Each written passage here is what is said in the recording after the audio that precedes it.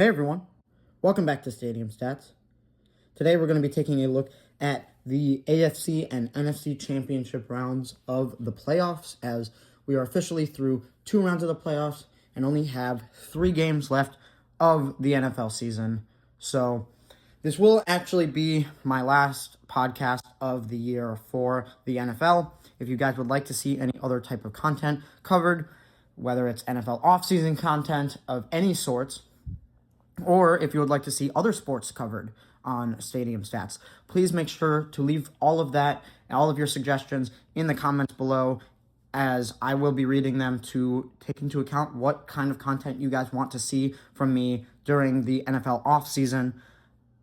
And I really do appreciate you guys sticking with me throughout this whole NFL season. It's been quite the journey.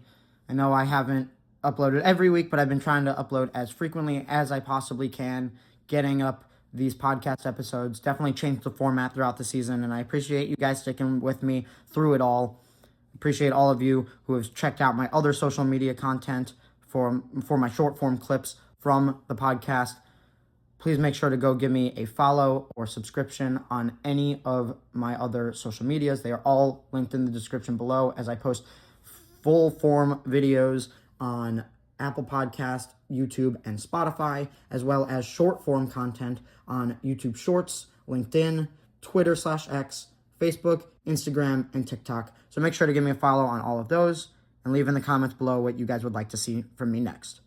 With that all out of the way, let's jump right into it. Up first, we have a matchup between the number 1 seeded Denver Broncos at home versus the number 2 seeded New England Patriots. Broncos, they're coming off a win over the Buffalo Bills in a game where they played a complete game. They found a way to win right at the end.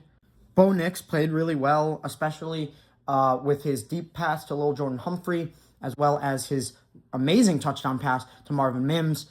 The defense didn't hold up all too great, but it was against Josh Allen, and they had their moments where they were really good. I mean, they forced a ton of turnovers, and that was on Josh Allen in a playoff game where he had 6 straight postseason games without an interception, had been really impressive through that span, and had really not cost the Bills any of those games. He was kind of putting the Bills on his back through most playoff runs, and ultimately he kind of cost his team here because he let up 3 points right at the end of the first half, as he fumbled the ball instead of just kneeling it down or throwing it away to go to halftime, and then the Broncos got a free field goal, and ultimately that was the difference in them kicking a field goal to tie the game at the end versus kicking a field goal to win the game at the end. And ultimately that brought it into overtime, where they ended up losing on, yes, a couple controversial calls, as there was a play that was called an interception after Brandon Cooks had caught, and I use the word caught very vaguely, but had caught the ball and wasn't ruled down yet, and so when the ball was wrestled out, it was considered an interception, and so therefore the Bills ended up turning the ball over. The Broncos had the ball with next score wins, and they were gifted 2 pass interference calls that put them in field goal range. They ultimately kicked the field goal to win. Now, what's the most surprising about this is the Bills ended up firing their head coach after this. And I don't know if that was the right move. They've clearly had some limits as to how far they can make it in the playoffs with Sean McDermott, but he's also been really consistent in getting them to the playoffs and getting them at least 1 playoff win. So it is kind of a controversial move. We'll see if that pays off or not, but we're here to talk about the Broncos.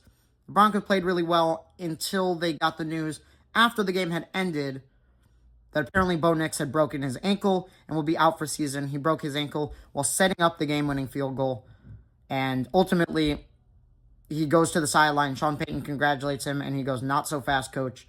Think I felt something in my ankle." And ultimately he needs surgery. He's getting surgery and will not be playing the rest of the season. The Broncos will be starting Jarrett Stidham in the AFC Championship game. They will be taking on the Patriots. And just before I even get to the Patriots, just want to point out that Jarrett Stidham is the only quarterback backup in the entire league who has not played in either of the last 2 years, even a single snap. The Broncos have not given their backup a snap in either of the last 2 years. Only team in each of those years to not do that. That really might cost them, seeing as Stidham is now going to be getting playtime in the championship game, going up against his old team in the New England Patriots, who have been led by Drake May. That defense also forced a ton of turnovers, as CJ Stroud played horrendous, threw 4 interceptions in the first half, had a couple fumbles. Drake May also had a couple fumbles, did have an interception, and was on a Hail Mary, though, to end the first half. And ultimately, they end up coming away with a 2-score victory, as the Patriots defense played elite, and Drake May didn't need to do all too much to give them the win. He had a few incredible throws, including one to Kayshon Boutte to basically seal the game, where Kayshon Boutte had an unreal catch. But outside of a few really big plays by Drake May and his receivers, and a couple by the running backs, it was almost entirely their defense that led everything in that game. And so if their defense could force that many turnovers on CJ Stroud, who's to say what they can do against a backup quarterback who hasn't played in 2 years in Jarrett Stidham? I do think the Patriots should pretty easily win this game, as the Broncos defense is elite and may force a few turnovers on Drake May, especially with the amount of sacks they get and the amount of strip sacks they get.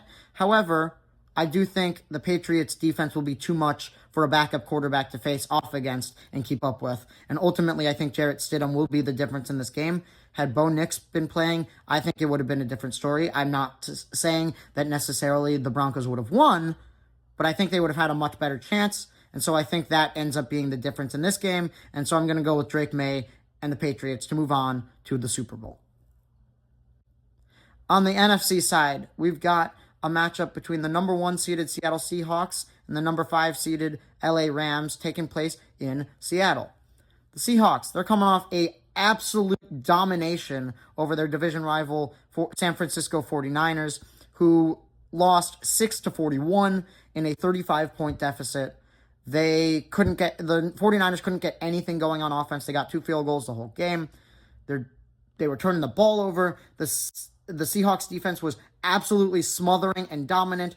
Couldn't stop. The 49ers O-line could not stop them whatsoever. Brock Purdy was under constant pressure. The run game couldn't get going because of the amount of pressure. There were sacks everywhere. There were turnovers. It was domination by the Seattle Seahawks defense and run game, as the 49ers could not stop Kenneth Walker, especially in that second half, and they ran away with that win.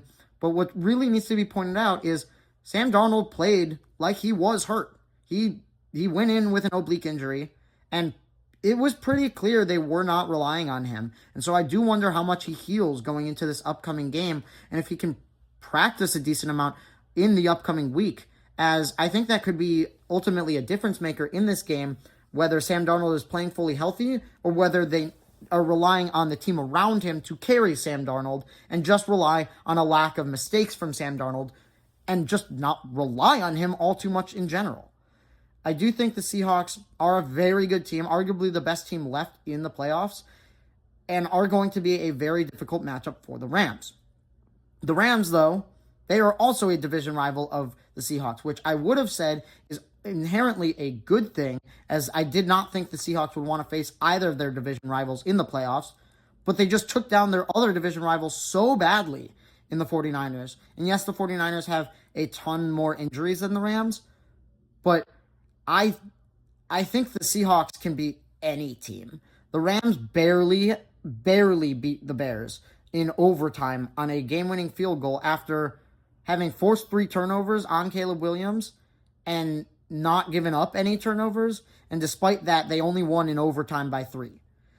They also did not score on their first go on overtime.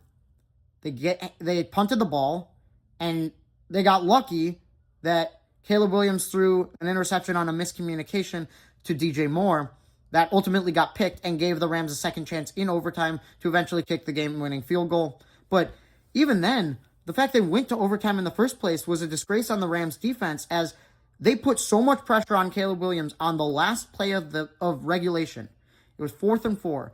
They could end the game. They were winning by a touchdown. They literally flushed Caleb Williams out of the pocket. He rushes back 30 yards in the field and ends up throwing a dime for a touchdown to tie the game and bring the game to overtime.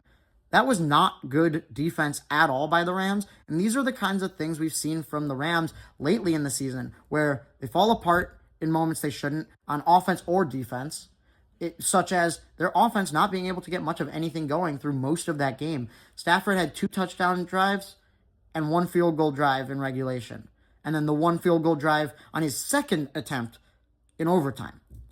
Not the consistent offense we've come to know. And the Bears defense really was able to shut them down. Really, just ultimately great coaching job by Dennis Allen on the Bears defensive coordinator position. But the Rams struggled a lot in that game, especially offensively. Their defense did look pretty good, though. And so I do think if they can force some turnovers on Sam Darnold, make Sam Darnold uncomfortable, make him throw the ball away a couple times, maybe they pick one of those off or force a fumble or something, because the Rams pass rush is really good. I think this could be a game the Rams take away. I think their key to victory is putting Sam Darnold under pressure, making him control the game, making Sam Darnold put the team on his shoulders as he's playing through an injury, and through most of the second half of the season, he has not been putting the team on his back, but rather the team is putting him on their back, as the defense has been the way they've been winning games. But they ultimately let up the most points of that second half of the season when they played the Rams last. And so that's what I think is the scariest for Seahawks fans. I do think Seattle should be favored in this game. I do think it'll come down to how healthy Matthew Stafford is. But I think this is going to be a really close game. It is a divisional matchup. I am still going to go with the Seahawks to win. And what I think the difference in this game is ultimately going to be special teams, as Rashid Shaheed had a punt return touchdown on the first play of the game for the Seahawks. And the Rams special teams has not been that great this year, and to the point where they fired their special teams coordinator partway through the year. So I think special teams could ultimately be a difference maker in this game. I think the other difference being the 12s, aka the home crowd of Seattle, as playing in Seattle, especially against a division rival, is going to be a very, very aggressive environment for the Rams to go into. So I am going to go with Seattle to win what I think will be a close one, and what I ultimately think the Rams' best chance of winning falls under putting Sam Darnold under pressure and making him carry the team. And if they can do that, I don't have a ton of faith in Sam Darnold, especially with how he's been playing in the second half of the season and playing especially with an injury. So I am going to still go with the Seahawks to win, but if the Rams can make Sam Darnold try to be the reason the Seahawks win, I actually think it might go the other way, and he could be the reason they lose that game. As in that first matchup when they played, Sam Darnold threw 4 interceptions, but they only lost by 2 to the Rams because their defense kept them in it. So if Sam Darnold plays poorly, I think the Rams stand a chance. If Sam Darnold plays on, if he's playing a pretty good game, I think that defense takes the Rams out of it pretty quickly, in which case the Seattle wins pretty handedly. So while I do think it'll be a close game, I am going with Seattle to win. I think Sam Darnold ends up being the key difference maker in this game. So let's see how healthy he is and how confident he is in the bright lights. I am just very quickly going to run through my top 4 power rankings of the remaining teams, as I'm not going to go too into depth, as all 4 teams are really good and have made it this far for a reason. But ultimately, I think the NFC is significantly stronger this year, as I'm going to put the Broncos at number 4, mainly due to Bo Nix not playing. I think had Bo Nix been in, they would have a much better chance and arguably would be higher up on this list, as I think starting Jarrett Stidham in his first game action in multiple years and his first game action with the Broncos period is ultimately going to be costly. So I don't think they're going to come away with a win, and I think injuries ultimately derail their season, despite them being the 1 seed and having it as amazing of a season as they have. I wouldn't rule them out. Their defense is amazing, but I think that offense is going to struggle with a backup quarterback. I really do. So, sucks for the Broncos, but they made it this far. At number 3, I've got the Rams. They just look like the least consistent team. They've definitely got all the firepower they need on both offense and defense. They find ways to win games, but there's just not a ton of consistency. Matthew Stafford has played a lot poorer as the season's gone on, and ultimately that defense can be great, but also has had some really low moments, especially against the Seahawks. So I'm curious to see what they'll do in this third and final matchup between the two. I'll put the Patriots at 2. They look like a complete team, but they have some flaws on offense, especially in the offensive line department and Drake May's fumbling issues. Outside of that, though, they look very complete. Their defense looks amazing. They have a great run game with 2 running backs that have both been successful. It's just a question of that offensive line, can it hold up? And they're facing off against an amazing pass rush in the Broncos. So if Drake May has some fumbling issues or the O-line can't hold up, that ultimately could cost them. But I think it's pretty clear they're a very good team and well-rounded team. But nothing is going to compete with the number 1 Seattle Seahawks, who are just dominant.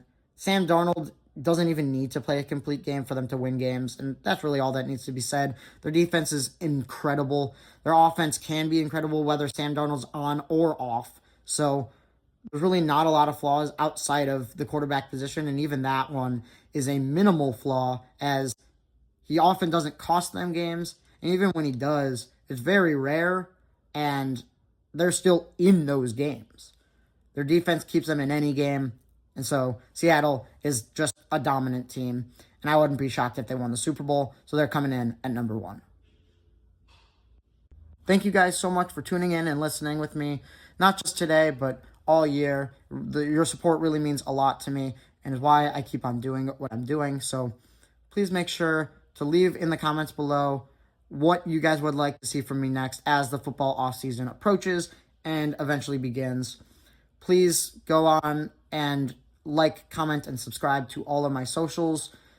Leave me some comments as to what you'd like to see from me. I really will take everything into consideration, as I would like to continue making content for you guys in the football offseason. If you'd like to see some other sports, if you'd like to see some other types of football content, I'm here for anything. So I just want your guys' suggestions. Leave them in the comments below. Don't forget to like, comment, and subscribe. Follow me on my socials. I post my podcasts on YouTube, Apple Podcasts, and Spotify, as well as my short-form content on YouTube Shorts, TikTok, Twitter /X, LinkedIn, Instagram, and Facebook. So make sure to give me a follow on all of those. The links are in the description below. And thank you guys so much for sticking with me this season. Really appreciate all your support. And I'll see you guys next time. Enjoy the rest of the playoffs and the Super Bowl. And I'll tune in with you guys soon with other forms of content. Don't forget to leave your suggestions as to what you want to see in the comments, and I'll tune in with you guys for that upcoming content that you guys would like to see. Thank you guys again. Enjoy the playoffs, and enjoy the rest of the season. Peace.